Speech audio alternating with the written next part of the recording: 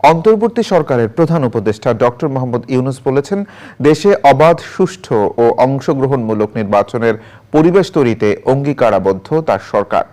তৃতীয় voice of the global south সামিটে পরিবেশগত ও সামাজিক সব সংকট মোকাবেলায় সামাজিক ব্যবসা তৈরিতে বিশ্ব নেতাদের একসাথে কাজ করার আহ্বান জানান তিনি। তরুণদের চাকরি প্রত্যাশী না করে বরং উদ্যোক্তা হিসেবে গড়ে তুলতে শিক্ষা ব্যবস্থার সংস্কারে তাগিদ দেন ডক্টর ইউনূস। চকর মালিথার রিপোর্ট। বৃষ্টির দিনে আনন্দটা একটু বেশিই জমুক, আর আনন্দ আয়োজন মানেই চাষি সুগন্ধি চিনি গুঁড়া চাল।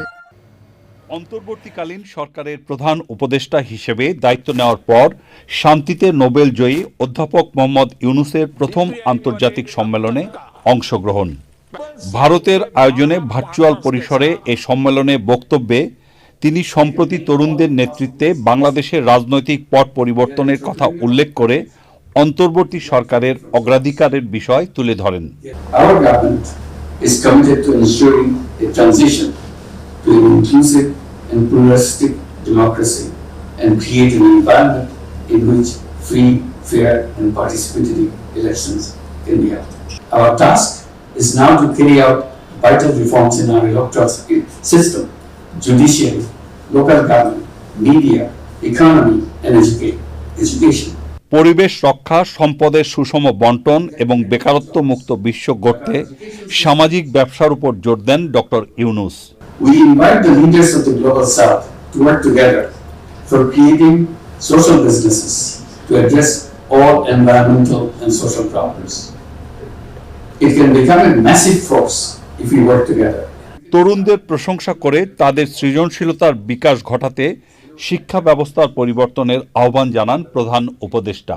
But our education systems and financial system are built only for creating job seekers and providing jobs for them.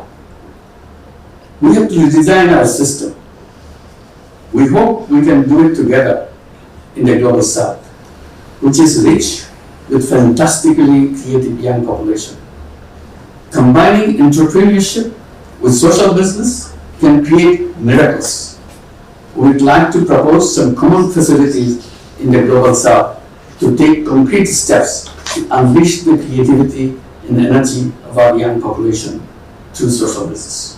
সম্প্রতি বাংলাদেশে পরিবর্তনের নায়ক তরুণদের আঁকা গ্রাফিতিতে বদলে যাওয়া ঢাকা দেখতে সম্মেলনে অংশ নেওয়া নেতাদের আহ্বান জানিয়েছেন অধ্যাপক Mohammad Yunus. I invite you to visit Dhaka soon. Otherwise, you may miss something very, very important for us. চকর মালিথা, চ্যানেল আই।